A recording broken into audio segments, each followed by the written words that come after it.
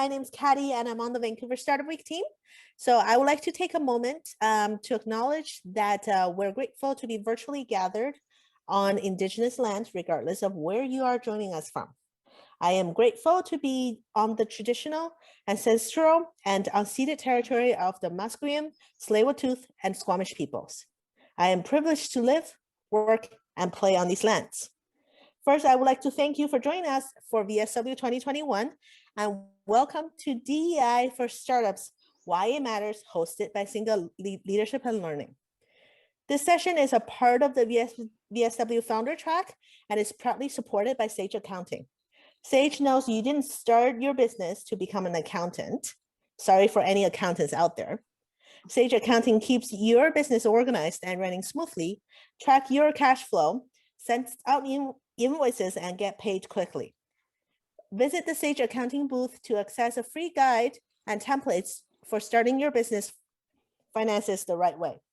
Plus, get an exclusive VSW discount if you're ready to switch from Excel. During the session, if you have any questions for our speakers, please post them in the Q&A session in Whova, and you can also upvote the questions. So now I would like to pass it on to Kathy and Tracy at Cinga Leadership. Thank you so much, Katty. Thank you for that land acknowledgement as well. We are so grateful to be here. We will introduce ourselves in a couple of minutes. And if you're just logging on, we have an image here that might look a little odd or weird to you. So if you have a sense of where this is taken, we'll reveal the answer maybe later on down the session. It's related to diversity, little hint, maybe gender diversity and what might be off with this picture. So go ahead and pop it into the chat window on Whova. We're going to use that a little bit today during the course of the session, just to get a sense of what's on your mind, what's relevant, question that you might have, as Katty brought up earlier. So today we're here to talk about diversity, equity, and inclusion for startups, obviously. Why does it matter? What to do about it? So we talk about this a lot because there's been a lot of attention on these words for the last year or so and more, especially with the murder of George Floyd. The world has been asking questions, there have been movements, people have been talking about it, and there's a lot of pressure mounting on organizations to take what's been so far a moral question: what's right, what's wrong, what role have I had to play, how have I played a role in discrimination, and have brought it into the corporate world. It's now become a business imperative, and companies can no longer say that it's not a place for or a question for the workplace. So there have been a lot of public statements and commitments, but there is a demand for not just words, but there's a demand for action to correct what obviously has been centuries and centuries of discrimination. So we're here to talk to you about why does it even matter to you as a founder of a startup? And what, if anything, can you do about it? No matter who you are, we all come from a place of privilege. We all have the ability to influence somebody, whether it's on day-to-day interactions, whether we're in a grocery store, whether we're masked or not masked, we have the ability to influence. And so keeping that in mind, there is a role that we can all play. And so we're here to talk about it. So our agenda is pretty simple. There's two parts to it. Like we said earlier, we're going to spend some time on the why. We got a couple of perspectives on why this matters to you as a startup. And you, just off the bat, no judgment, you would be totally human if you've been wondering about this question. And if you're even thinking, well, what's the fuss? Like, why now? Why are we suddenly talking about it? Like, what is it brought us to this social political zeitgeist? So we've got some perspectives on that.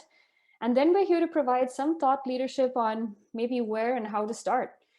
For you as a startup, an entrepreneur, our goal is so that you walk away from this session with some practical ideas for you to implement as you think about it, as you start to fund your startup, or if you've got the fund as you're building and scaling up your business, to think about how can we integrate the E&I if it matters and how it matters. So just a heads up, use the chat window. If you've got questions, Q&As, we've got people moderating it, and we'll get started. But let's start with introducing ourselves. So I'm going to hand this over to my fearless partners, Kathy and Molly, to introduce themselves before I talk about me. Thank you, Tracy. Hi, folks. I'm Kathy Andrews. I'm Managing Director of Cinga Leadership and Learning, and I've been working in human resources and leadership for about 20 years. And we work with companies from all different stages, right from startup through to enterprise and large organizations. And our team believes that you don't get the culture you want, you get the culture you deserve. As a leader, if you're not actively attending to your culture every single day, it's probably one you won't like. And instead of supporting your strategy, it could be working against you. So we work with leaders who want to be intentional about building positive workplaces where people thrive, where they feel included, where they're healthy. And we do that through our leadership development, coaching, and consulting work. I just want to say thank you to Katty and to Vivian and to Tracy and Molly for the opportunity to be here, and all of you for prioritizing the time. We're really looking forward to getting into this. And again, please use the chat. It's a lot more fun if we can interact with you directly. Molly. Thank you, Kathy and Tracy.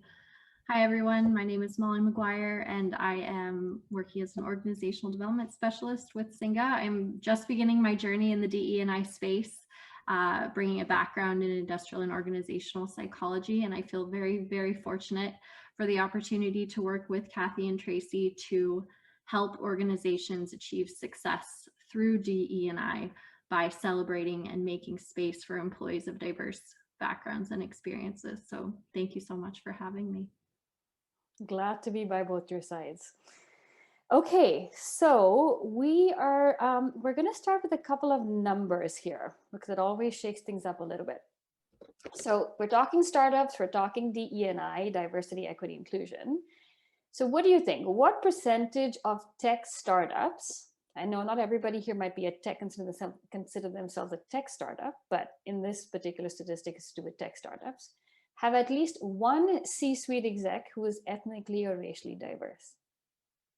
Pop it into the chat window. Let's see if you got an idea about it, because this was an interesting one as we were doing our research. We got a lot of statistics on large organizations, and we wanted to see if there was anything different between a large organization or a startup. So here's the interesting number. The answer, oh, we got 10%. Yeah, 10, Katty saying 10%, Taz saying 10.5. Yeah, pretty low. Kathy, do we want to reveal what the number is? 42%. So it's pretty decent, but this is only just at least one executive. And if we think about it, that's less than half of all the startups have thought about that or have deliberately done that. Yeah, we got to think more optimistic about it. We can always think about it in a different lens, right? So there's work to be done. Obviously, there's more than 42% of the population that represents ethnically or racially diverse. So, okay, numbers not so great. Well, then what percentage of startups are actively trying to boost their diversity within their leadership team, right? Like, what do we think? If our numbers aren't so great, 80%, I love the optimism. 80% of our startups are trying to do something different. Question, Trace, is this Canada or North America? This is by the Silicon Valley Bank. So this is down in America. Pan North America, if I'm mistaken. 65%. Great question. Well, the answer is, Kathy, only 26% of startups are actively trying to boost diversity. So clearly there's a lot on people's minds. So as a startup, you're doing it all. You're a one-person band. You're doing it all. You're like a Swiss Army knife with all these different functions and roles that you got to play. Yeah, the numbers can be pretty tricky, right? It looks optimistic, and then all of a sudden we're slapped on the face with what it really looks like. Okay, so then when we were thinking about this, we said, okay, there's clearly lots on the mind of startups because they're busy, they've got so much to do. So we're going to do something similar to a poll. We're going to say, when I say diversity, equity, and inclusion, what do you say? And we've got 7 statements that pretty much represent what we've heard from a lot of folks. It's not exhaustive, and chances are you might have something different on your mind. So if there's any one of these statements that matches what you're thinking when I say diversity, equity, inclusion, pop it into the chat window. Number 2, absolutely integral. What else? And if there's something completely different, you can type that up as well. But what we found was when we spoke to a lot of young founders or people who are starting out on their own, there's so much going on. You're thinking about, well, do I even have the funds to make my own payroll next month? Right? Where am I going to get my fund? I've got so much to think about. I'm so small. I'm a little small player, a small fish in this big ocean. That's for the big companies to take on. I'm not yet established, or yes, it's absolutely integral to what I'm doing, because that's the reason why I'm doing what I'm doing. I myself might be coming from a racialized background, and I'm so committed to this cause because I'm here to, create equity in employment, and it's part of what I do. So it's quite a mixed bag. Yeah, we have some folks for whom this is a brand new term, like what is DE&I? So it's all over the place about where we are in the spectrum of understanding it. You're not wrong. So we're not in this session, we're not here to talk about what is right, what is wrong, what should you be thinking. We just want to acknowledge that it's so different for everybody. So when we were thinking about this session, and we love metaphors at Cinga, we were like, what's the metaphor that represents DE&I for startups? And so we came up with this idea. Now you're probably thinking, what do ships and boats have to do with diversity, equity, and inclusion? Full disclosure, I come from a family of shippies, and so does Molly have a connection there. So if you're not familiar with this metaphor, bear with me. In the shipping industry, of course, you got all different types of vessels. You got the large cargo vessels. You're seeing that's the big fellow here with the big containers on there. They're huge. We're talking like it doesn't to scale. It's pretty hard to wrap your mind around how big and huge these ships are. And then you've got these small, feisty little guys called, or gals, who are called tugboats. And these tugboats have tremendous power. They're super nimble, they're agile, they can navigate the waters, obviously because they're smaller, so much better. And when a ship is coming into port, it's the tugboat who can actually help navigate and pull the ship there. So the way we think about this is you as a startup are probably thinking of yourself as a tugboat a little bit. You got lots of energy, or maybe you're like exhausted at the end of the day, but you got a lot of energy, you've got lots of ideas, you got places to go, you're agile, you can move quickly. And you're not quite like the big organizations, but there's also part of you that wishes you were and wants to be like the big ship. You want to be the big ship, you want to have commerce, you want to have delivering huge amount of services, you want to scale up whatever you have, your ideas that you had. But here's the thing though, while you might want to be this big ship, we don't want you to end up being a ship that's up the Suez Canal and very hard to get out of the bed. So if you haven't seen this image before, it was in the news a couple of weeks ago. This huge cargo ship, I think the biggest in the world, I could be wrong about that particular statistic, found themselves literally run aground by one small little wrong, like they set this sort of the angles at which they go in, but they navigated wrong and they found themselves run aground. So if you're not thinking about DE&I, and if you're, let's say your business grows to be a big, massive cargo ship, we don't want you to be in a situation like this where you cannot come back and retract. You have the ability to be far more nimble as a young startup, thinking about diversity, equity, and inclusion at the very beginning. As much as you might think that the organizations have the resources that they need when they're large to tackle DE&I, you have a completely different perspective. And so we think about this question, what if? Much of the dialogue about diversity, equity, inclusion in the media has been around established businesses. And we talk about businesses who have the resources, they can re-engineer strategies, and they can communicate, they've got their PR teams, they've got a senior leadership team who can do all this, they can drive it, focus on it.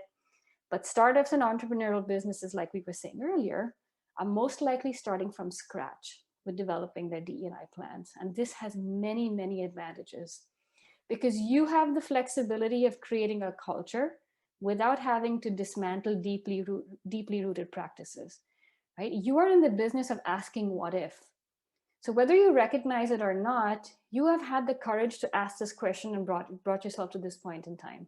And so we encourage you to think about or broaden that question to saying, what if you, that one person or 5 person or 2 person, whatever it is, can create impact in society through the choices that you make as a founder? What if you, much like the tugboat, can lead the way for the bigger, mightier corporations by setting an example for how you can make a difference to justice, equity, and inclusion.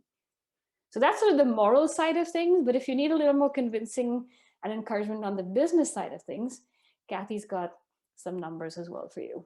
Kathy? Thanks, Tracy. Before we get into the specific actions and things that you can take that as a leader of a startup, let's talk about why it's important and how it serves us. Decades of research by organizational scientists and psychologists and sociologists, economists, you name it, show that socially diverse groups, that is, those with diversity of race, ethnicity, gender, sexual orientation, are more innovative than homogenous groups and are better at problem solving than other groups. Simply put, diversity makes us smarter. One study indicated that organizations with inclusive cultures, when compared with organizations that lack inclusive cultures, are more likely to be innovative 6 times, anticipate change 6 times more likely, and to respond effectively or exceed financial targets 2 times more likely to exceed financial targets. It seems obvious that a group of people with diverse skill sets would make better decisions, but this actually does apply to social backgrounds. And that's because people with different backgrounds bring new information, as well as it forces us to, and group members, to prepare better, to anticipate alternative viewpoints, and to expect that reaching consensus will take effort. So how do we create these environments? Where to from here? So obviously a lot on your mind. We're probably putting some pressure on you to say, hey, you can take this on as well among all the other things you got to do. So we present to you a little diagram. It's not ours, not original. This actually comes all the way back from Stephen Covey in the late 80s, I think 1989, maybe early 90s. And he offered a 3-part diagram that said, look, you've got lots going on and you're trying to figure out where to focus. So he said, and this is part of his book, The 7 Habits of Highly Effective People. And it's a very, very clever tool, because often we can feel overwhelmed, and I can't even begin to imagine what it must feel like for the founder of a startup, for all the things you got to juggle. But this clever tool called the circle of influence and control and concern, he created 3 circles, as you can see. The circle of concern, within that, the circle of influence, and all the way at the heart of it is the circle of control. Now, the circle of concern is everything, all the challenges and concerns that you have in your work and your life. So we've gone ahead and we've put in a couple of things that you're probably thinking about right now as a founder. And the task is for you to realize what's within your circle of concern, but how do you bring it into your circle of control? Some things like the pandemic, the economy, the weather, you can't, out of your control. There's nothing you can do about it. But there are things that you can do, like how you respond to somebody else, the choices that you make, whether or not you make healthy choices in sleeping or eating. It's totally within your control. So as a reactive person, you might focus on trying to solve everything in your circle of concern. But those who are proactive are able to think about, well, okay, what can I really influence? So if you think about diversity, equity, and inclusion, you can throw in justice, you can throw in belonging. And if you're looking at your circle of concern as things like, how am I going to grow in the future? Am I going to be profitable? When am I going to be profitable? What are my margins going to be like? What's the reputation of my company? The employees that I hire or that I currently have, what's their morale going to be? Am I going to sustain it? That's all in your circle of concern. What can you start to influence and, even better, control? You might have some thoughts about this already. For those of you for whom DE&I is already integral to what you're thinking about and doing and the way you're operating, you might already be doing stuff. So we'd love to hear from you, pop it into the chat window and let's see what you got. But we had some ideas to help you get focused on what you can influence. And so here's what we think you can influence and control. So there's everything from, you've got in the circle of influence, so these are things you can start to influence, but you don't totally have control over. The commitments that your company makes. Now, that might float into your circle of control if you're a one-person organization, but if you have more people to consult with, you can influence that. Core values, again, if it's just you, control. But if it's more than just you, you can only influence. You can establish what your core values are and encourage those around you to uphold them. Your company norms, symbols, what you communicate out, how do you communicate to your clients, your customers, your vendors, your employees. If it's just you, you can control it. If it's not just you, then you can influence it. Even the startup community, you can be a leader in this. You can start to set an example for what diversity, equity, and inclusion means. But then even closer in your circle of control that's very, very tangible and available to you right from the get-go are things like who you hire, who do you promote, how do you promote, what are the policies that you stand by? There are regulations out there that you must follow as an employer. Are there more policies where you very clearly lay out where does diversity, equity, inclusion come into it? Who do you partner with? Where's your supply chain? Do you have choice in that? Can you control that? Can you make a different decision? How do you interact with people around you as a leader, as the founder? Is there a way that you're being inclusive? Can you be an inclusive leader with others, with the people who you interact with? And then personal allyship. You can step into a space of allyship and influence from there. You can be the inclusive leader, and that's when the ripple effect comes out. That is, the choices that you make in your circle of control can have that effect and that influence beyond you. So with that, we have a model that zeroes in a little bit more on inclusive leadership. Kathy? Thanks, Tracy. As Tracy described, folks, inclusive leadership really does start with us and what we can control. And there's two spaces or categories of behaviors that leaders can practice to be more inclusive. It's the outward facing actions where we want to ensure teams are treated fairly and empowered and able to flourish. And as Tracy was mentioning, the symbols and the systems we choose to put in place that our teams will anchor to. And then there's leading inward and self-leadership, which requires us to take a hard look at who we are. And it's our ability to act with courage, to learn and to reflect with humility when things get tough. This is new territory for all of us, and it's not easy work. But we have the power and the responsibility to lead with inclusion, I believe. It's 2021, and we're all in a position to make positive change. We're going to start with leading inward and show you a video of some of the things that can get in our way.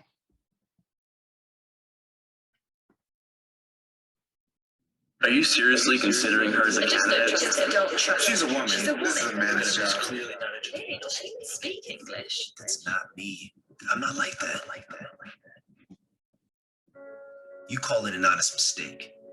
Science calls it a blind spot. Our unconscious mind is a mysterious and powerful thing. It makes 90% of our decisions without us even knowing it. Our brains are overloaded with 11 million pieces of information every second. Yet we can only process about 40 of them. So we're wired to make cognitive shortcuts, using past experiences to make assumptions. And you know what happens when we assume? Our unconscious mind can put us on autopilot, determining where we sit, who we eat lunch with, who we turn to for advice, and who we choose to offer a helping hand. Living our lives with blind spots can put us in a tunnel.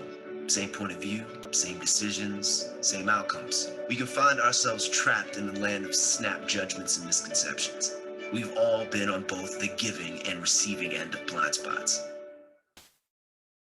Think about it. Who's talented? Who's able? Who can I trust? Who belongs? We've all been there. Blind spots are part of the human condition. Our choices have consequences for us and the people we interact with. By accepting that blind spots exist. Oh, sorry, folks.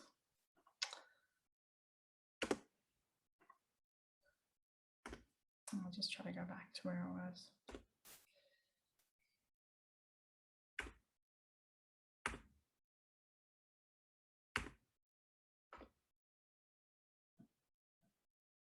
Are you seriously considering her as a candidate? She's a woman. She's a woman. Trace, I think we're going to have to move on. Yeah, that's totally fine. So what you probably picked up on there is that obviously there are things about who we are that get in the way. Blind spots, our own biases, we've heard that term a lot these days, that impact how we interact with others. So when you're starting to consider yourself as an inclusive leader, where we find a powerful beginning is to start to look at yourself in the mirror and put words to it and take a long, hard look at how do you describe yourself? Because there are many parts of us that bring up a level of discomfort or some level of it, because either we're afraid to acknowledge parts of who we are, or some aspects of it, or we've never had to, we're nervous about acknowledging parts of our identity with others, because again, there might be bias that we encounter from others. So a starting point from a leader is to first come to terms with who you are, because when you can take a long, hard look at who you are, you can then start to answer the second question of how have you benefited or is a disadvantage because of your identity. And it's a back and forth question, because you'll find that as you take out one, peel back one layer of your identity, the visible parts of you, you'll start to see the invisible parts of you that either you don't want to acknowledge or just become so unconscious part of who you are, that you maybe have been at an advantage for, or might have benefited or been at a disadvantage for. So if you feel comfortable, we acknowledge that there might be lots of strangers here, but if you feel comfortable, we'd love to hear from some of you. Pop it into the chat window about maybe, have you ever considered this question? Have you been able to put words to it, or identify it, or talk to others about it? Have you been able to articulate who you are, and how you've come to benefit or be at a disadvantage because of it? Now, ourselves too in this work, we're not off the hook, and the three of us are constantly asking this question, and the answers to this evolve as we grow trust and as we feel comfort and psychological safety with each other.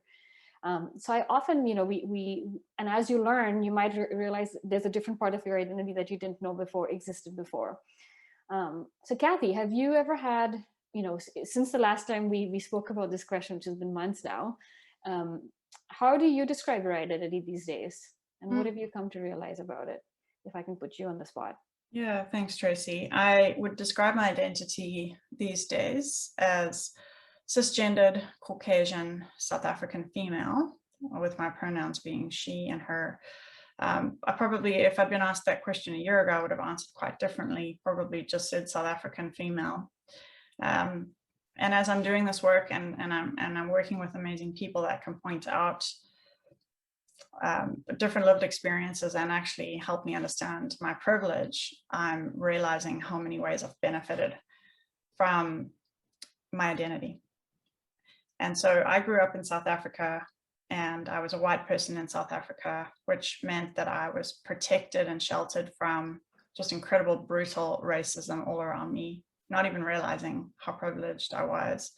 And then moving to Vancouver, my accent, because I'm English, my accent was easily understood in the early days, maybe not as much as now, but it definitely benefited me in terms of the job search. It wasn't difficult for me to find work. I found work in 2 weeks, and I was able to navigate the career landscape relatively easier than a lot of the colleagues that I've come to know and work with. And I just took that for granted. But now I understand how tremendously privileged I was in that whole process and throughout my whole life. And I'm continuing to understand that at different levels.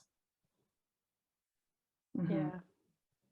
It's amazing how I hear, Kathy, you've given a different answer, or it's like your answer truly has shifted, and you've added to it in the last couple of months since we spoke about this or talked about it. But thank you for sharing that. So, this is an example of how I myself too have to contemplate this question over and over again. Like Kathy said, like a year ago, I would have said, if anybody asked me, my answer would have been a snap, I'm a brown person.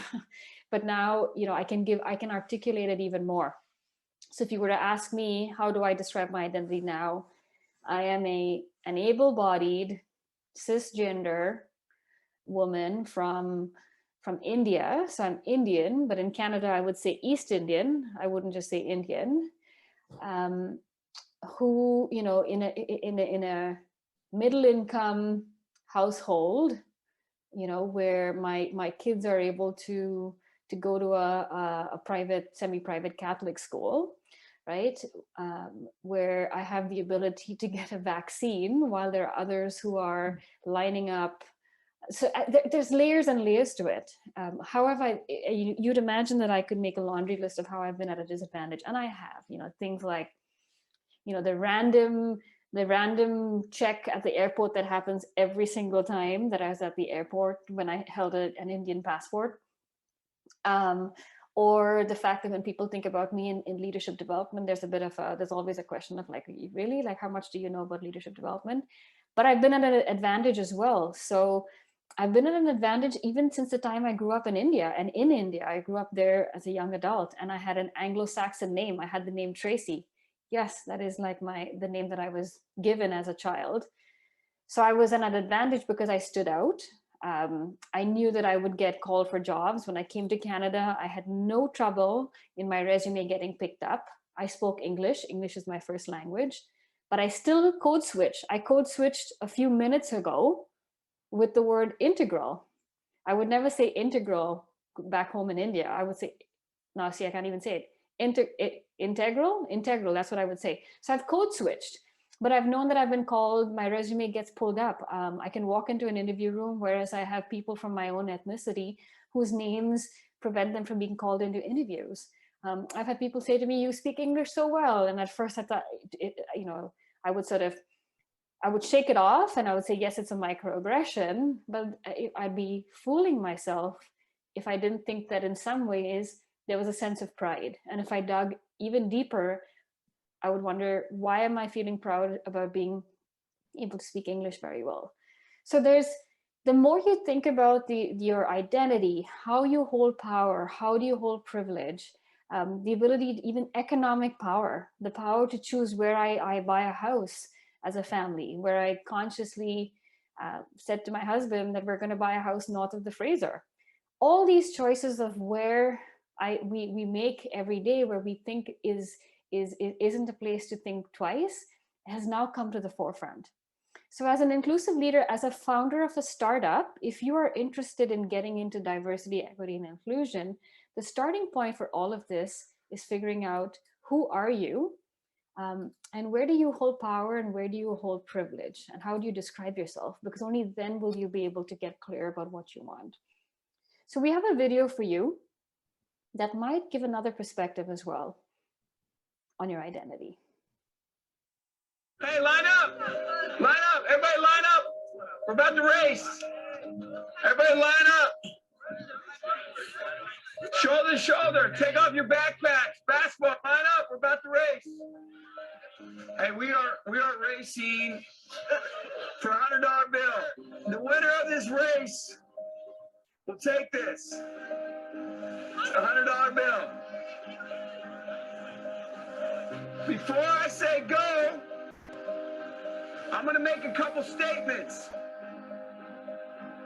If those statements apply to you, I want you to take 2 steps forward. If those statements don't apply to you, I want you to stay right where you're at. Take 2 steps forward if both of your parents are still married. Take 2 steps forward if you grew up with a father figure in the home. Take 2 steps forward if you had access to a private education. Take 2 steps forward if you had access to a free tutor growing up. Take 2 steps forward if you've never had to worry about your cell phone being shut off. Take 2 steps forward if you've never had to help mom or dad with the bills. Take 2 steps forward if it wasn't because of your athletic ability, you don't have to pay for college. Take 2 steps forward if you never wondered where your next meal was going to come from. I want you guys up here in the front just to turn around and look. Every statement I've made has nothing to do with anything any of you have done. Has nothing to do with decisions you've made. Everything I have said has nothing to do with what you've done. We all know these people up here have a better opportunity to win this $100. Does that mean these people back here can't race? No. We would be foolish to not realize we've been given more opportunity. We don't want to recognize that we've been given a head start. But the reality is we have. Now, there's no excuse. They still got to run their race. You still got to run your race. But whoever wins this $100, I think it'd be extremely foolish of you not to utilize that and learn more about somebody else's story. Because the reality is, if this was a fair race and everybody was back on that line, I guarantee you some of these black dudes would smoke all of you. And it's only because you have this big of a head start that you're possibly going to win this race called life. That is a picture of life, ladies and gentlemen. Nothing you've done has put you in the league that you're in right now. When I say go, on your mark, get set, go!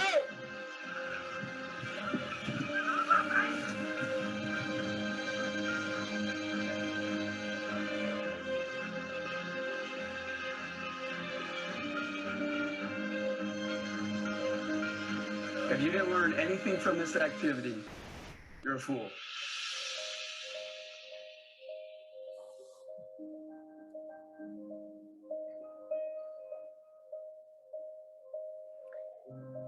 It's a powerful, powerful video that we've seen over many, many times. And every time I see it, it's a different perspective. And what this video brings into focus, of course, is the word privilege. And you're probably thinking, or there might be a sense of resistance in some of you, whether or not you're a racialized individual, whether you've been at a disadvantage before, or whether you've never realized or come to, or said that I've had to work hard for everything that I've done.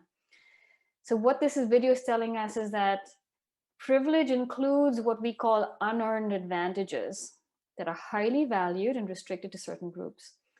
And that someone receives these advantages by just virtue of being born into a specific group. And those who have received these advantages have not earned them due to their own hard work, but rather just their affiliation. Another way to think about this is through this image that you're seeing. As you can see, we love metaphors, but a common one to describe the world of diversity, equity, and inclusion is around this joke where you have two fish swimming in the ocean. And one fish says to the other fish, hey, well, how's the water today? And the other fish says, what's water? So if you are stepping into the work, or you wish to step into the work, the first thing is to start to realize that you're in a space where there are people around you, and yourself included as well, who have had a leg up or who are being at a disadvantage, but by no virtue of what they've done or not done. And that being in this work is acknowledging that it exists in everything that we do, and it has been around for centuries, and that there is work to be done in order to correct it. And the call to action here is not for you to apologize that you've had that you're white, or that you are able-bodied, or that you are cisgender. But the call to action is to say is that once you recognize it, what are you going to do for those for whom they did not have these advantages or did not have this privilege? So there is a large amount of realization that goes into this work. And as you can see, we spent a lot of time talking about the leading inward, because you might want to jump into action. You might want to move very quickly into, well, what do I want to do about it?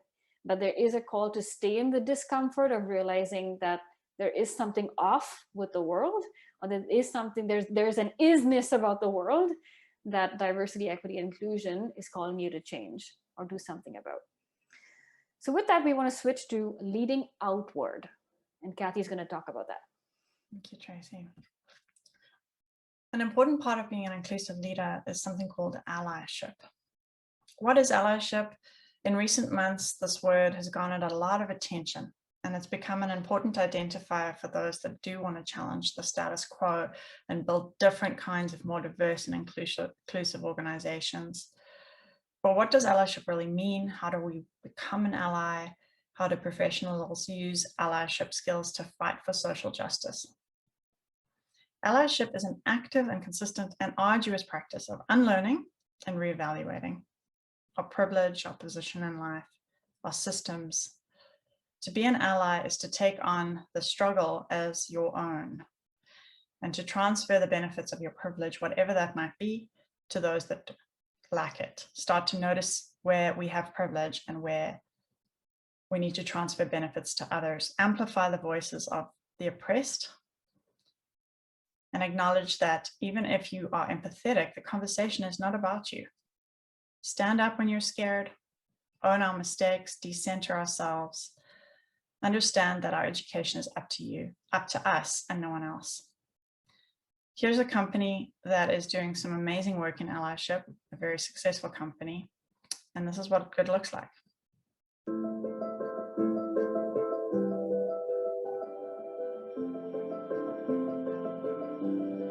Hello. What's going down? Oi. Hi. مرحبا أنا نوف. Konnichiwa. Vamos a hablar. This is about you. This is about us. I'm a father of 4 amazing kids. A dancer, but only in my bedroom. A believer in the power of stories. Soy bilingüe, casi trilingüe. An engineer. A nerd. Sou lésbica. Eu sou amiga. Japanese, Korean, Palestinian, a German national. An immigrant, East Asian American woman of color. And a Zamiltak. あなたも私の同僚です。 We make amazing things together. We aspire to bring joy To the entire world. But You and I inhabit different worlds. You and I have access to different spaces. unless you've experienced it, you can never fully understand what it's like to be stuck between 2 cultures. To pretend to be someone else in order to be safe. To grow up in South America in Spanish, and at 19 having to relocate to the US and live in English. To be a Black gay man from the rural South. And be the only one in the room. Unless you've experienced it yourself, you can never really know what it's like. To have to listen to someone be degrading to your race and be the only person of that race in the room. To lose friends, family, co-workers, simply because you wanted to be who you are. To not know whether you can call the country that you love home. To be the father of a trans daughter. I think we all have a responsibility to make the world that we live in a little bit better. And you kind of have to start where you are. What allyship is listening, compassion. To immerse yourself in content and experiences and stories from groups that aren't of your own. Anybody who sees something that isn't quite right can become an ally and help their colleagues. When you've been through a struggle that hurt you for such a long time, I think you have this endless energy to give to others. Anyone can be an ally, and everyone can use an ally, and you can use your privilege in the moment to extend that privilege to someone else. I think this is what makes us human, to help others and to be empathetic. We're all learning. We're all learning. E tá todo mundo aprendendo. Mabad. Together. Juntos. Is one company. We can all be allies. We can all be allies.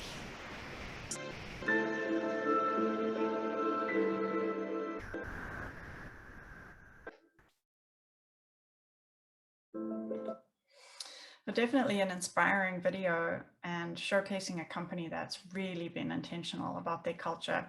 If you haven't read it yet, read his Hastings' new book, No Rules. Rules is excellent. If I, as a startup owner and a consultant, it's a very interesting take on people and development.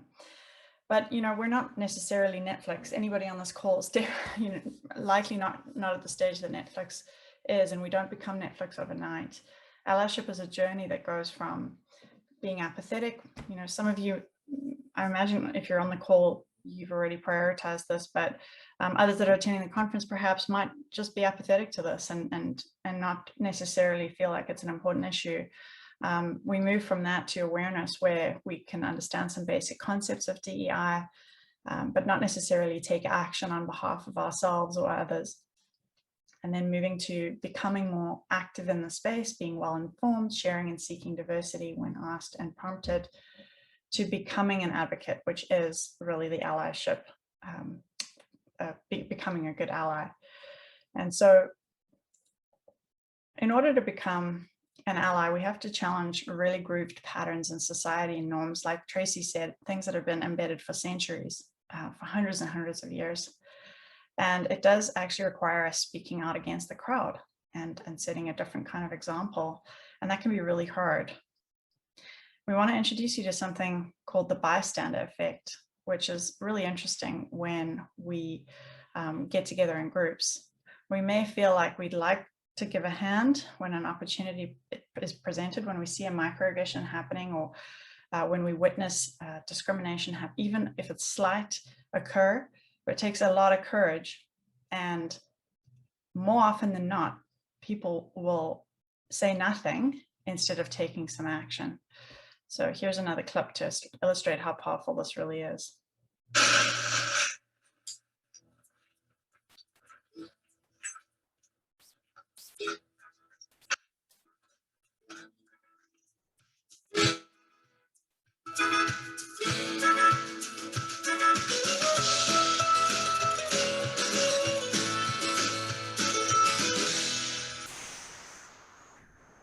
If a stranger needed help, how long would it take you to offer them a hand?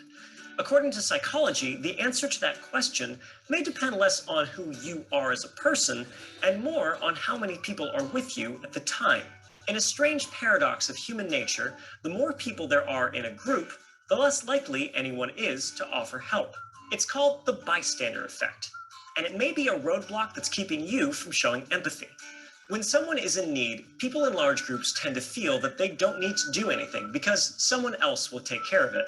This is known as the diffusion of responsibility. The end result is nobody does anything. And if you don't believe me, I'll show you. We started with a large group of 10 people and told them they were here today to see a product demonstration. So we're just basically looking for emotional reactions to certain products. We're not quite ready to go yet. So as you can see, you have these surveys. Go ahead, start filling them out. Take all the time you need with them. I am going to go get the product and just kind of start throwing it together, and then we're going to begin. Sound good, everyone? Okay. Cool. Thanks. Here's the thing, though. Everybody but one of these people wasn't in on it. We gave her a 10-minute window where she could offer to help. Let's see if she comes to my rescue.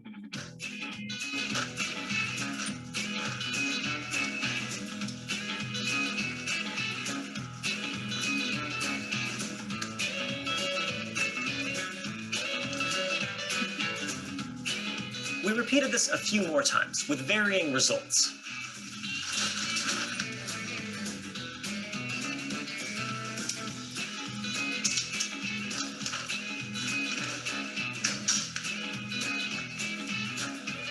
Come on. That didn't sound good.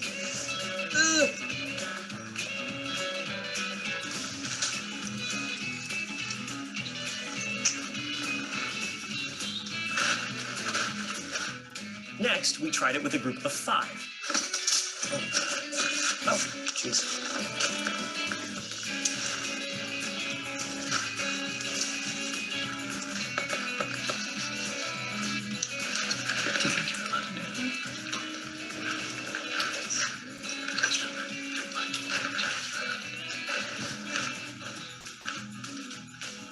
So far, it's not looking good for people in general.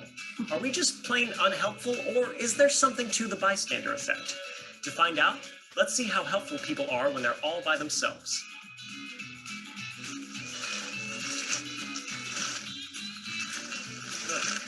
Hi.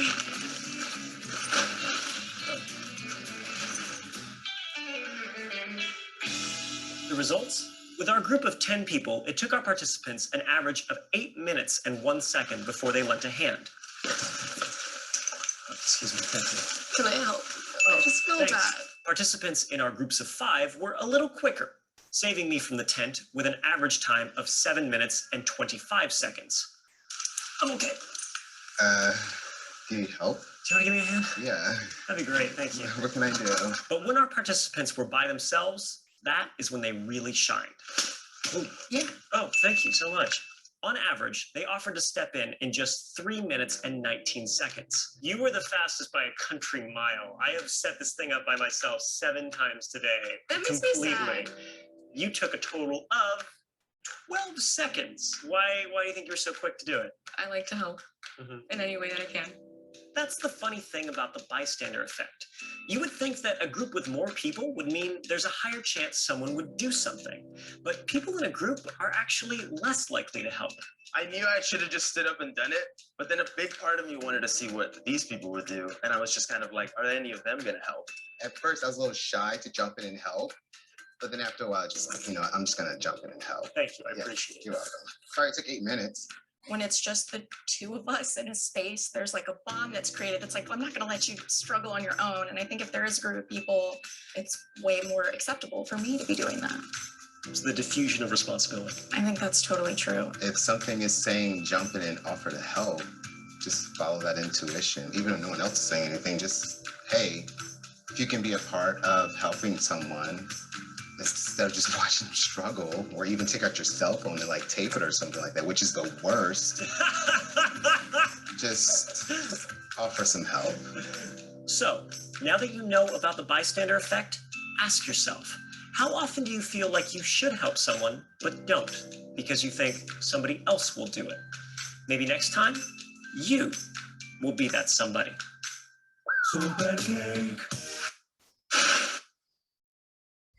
This has been very well researched, folks, and we wanted to introduce it to you because as leaders and initiators of new communities, bringing people together, people are looking to you for cues, and you set the tone for behaviors and for your culture in the organization. The reason this happens is, for us, is that we diffuse responsibility, as the video illustrated, but we in a group, we fear losing face or losing friendships, or potentially fear losing privacy if we just want to keep to ourselves in a group or and just get on with our work. We are also afraid of bad consequences or getting too involved in other people's business. And all of this paralyzes us in taking action and truly building those inclusive workplaces and supporting those that are different from us and have a different lived experiences. So the more we can be woke or awake to these issues for the people that we work with and the communities we're building, the healthier we become. So one of the actions you can take, the outward actions, is to become an active bystander. And it's important that we do something, even if it is clumsy and we make mistakes, than if we do nothing. I don't know if you're familiar with this fellow. He's very famous in South Africa. His name is Desmond Tutu, and he was very active in abolishing apartheid. And he says, if you're neutral in a situation of injustice, you've essentially chosen the side of the oppressor. So we're leaving that with you to think about as you're starting out on your journey. Uncomfortable yet? Well, much like Caddy was saying, or Vivian was saying, right? Like it's if you're feeling a little bit of discomfort, it's necessary in this work. And as a founder of a startup, like Kathy was saying, you might feel like it's not your responsibility, or there's so much more that you got to do and take on. But if we all felt that way, then we would never be able to move the needle. So if you're feeling the weight, that is normal, and it's part of this journey. If you're feeling confused and unclear, that's again normal. So perhaps we offer 3 things on 2 different levels about where can you start and where can you go. You're never going to have the answer, and there's a call to stay in the discomfort because it helps us to do better.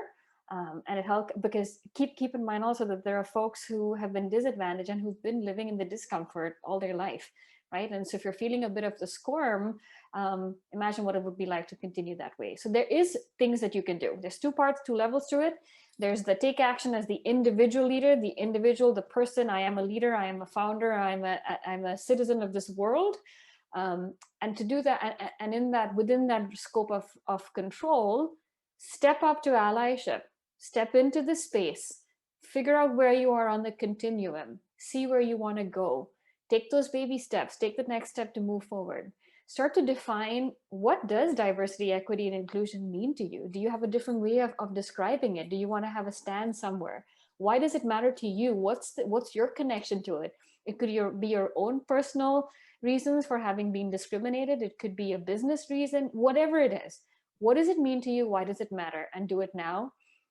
If you're still not clear, you don't even know where to start, educate yourself. If you just go into Google, we debated putting on resources here. There are tons and tons of resources. We're happy to share with you later if you want to connect. But if you just Google it and say ally, diversity, equity, startup, there are so many different resources out there. Start to educate yourself. The one thing I will say here really quickly, as we close, there's one more slide to go, but in the space of educate yourself, unless you have trusted people who might have been historically oppressed and marginalized, don't expect them to educate you. So the one thing we don't want you to do is go talk to your racialized friend and say, hey person, have you actually been having all this? Have you had a hard time navigating the corporate? No, don't do that. That's called burden of representation. The burden of representation stays on the person of privilege, whatever that privilege is. So if my privilege is to be able-bodied, try to figure out what it means through educating yourself, and don't wait for somebody else to educate you. There's enough information out there in this day and age. And then the second level is you, not just as a person, as an individual in this world, is as the leader of an organization. Yes, you're just starting up. You might have 1 person, 2 people, 5 people. You have dreams to grow. You do have influence in this entity that you have created. So it's never too early to start to set and communicate your DE&I goals. Once you're clear about what it means to you, articulate it. What's that goal? What do you want to stand for? Start to cultivate inclusive behaviors. Going back to that metaphor of being the 2 fish in the water, if you think, once you start to realize you're in the water, your instinct is going to be holding your breath and not wanting to make a mistake.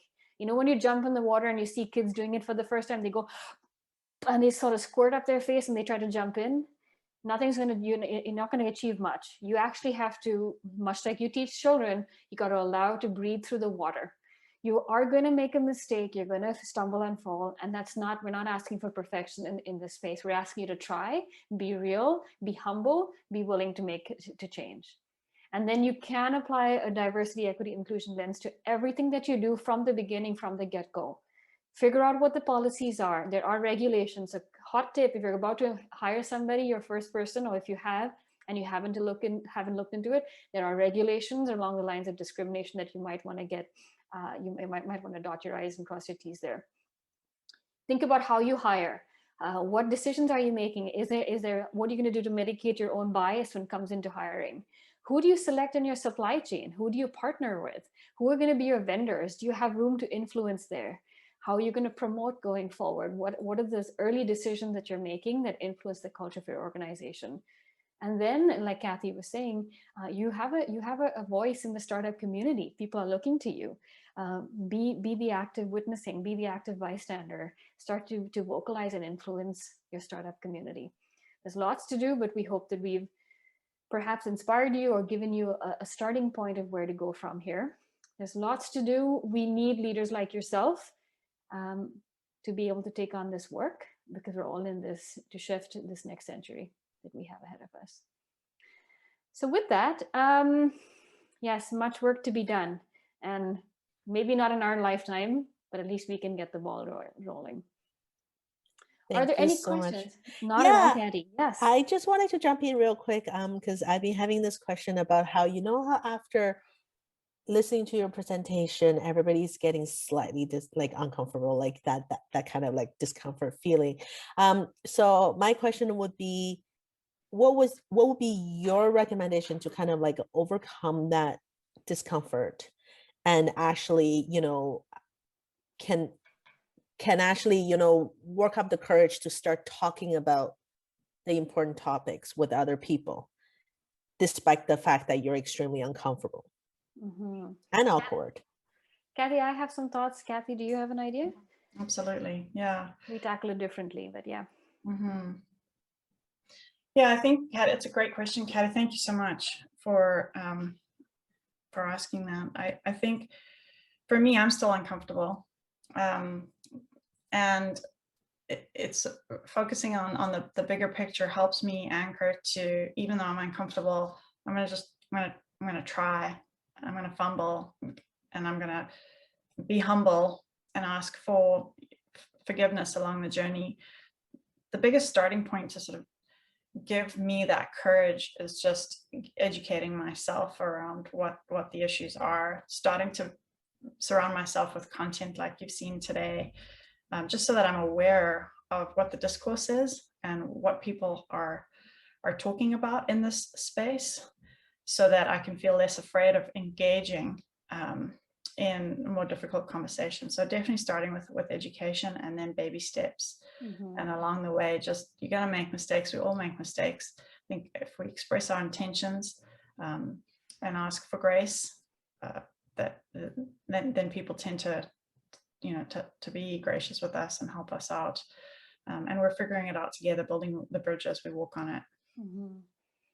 Yeah, and to add to that as well, Caddy, the first thing that you have to learn is that you're going to want to get rid of that discomfort. You're going to want to solve it because it feels really weird. And I think that if you take away that goal and say just accept that you're going to be uncomfortable no matter what, you then have a different big picture intention, as Kathy was saying. So if you so don't try to get rid of the discomfort is first. Secondly, if you want to, after you've educated yourself a little bit, you're saying, okay, what's the discourse happening about, ableism? Let me just do a little bit of research. So I start to get some language around it. Try having a conversation with somebody who you trust in your sort of safe zone, if you will, right? Like say that, hey, I read this thing. What do you think about it? Admit your discomfort. Say, I'm feeling really awkward talking about it. This is what I've heard. This is where I'm feeling unclear about it. Start to use some words around it and see what happens. We're not. The call is not to suddenly start to wave banners and tattoo yourself or whatever that is. The call is to just immerse yourself into whatever the discourse is, and then see where it takes you. And start with your own identity and figure out. Start with those words.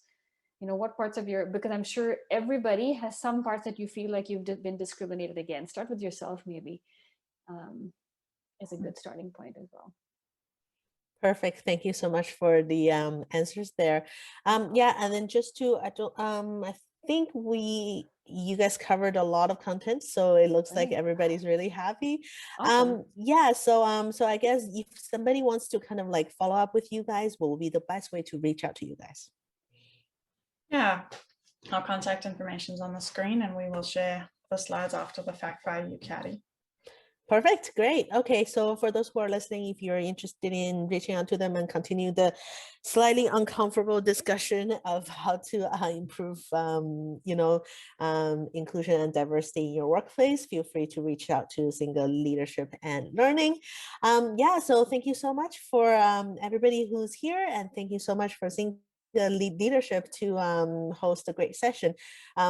I found it very powerful with something that you said, Kathy. The culture is not something you want, it's something you deserve. I've never heard anyone saying that. So I think that's just really, it hit me. So thank you so much for sharing that.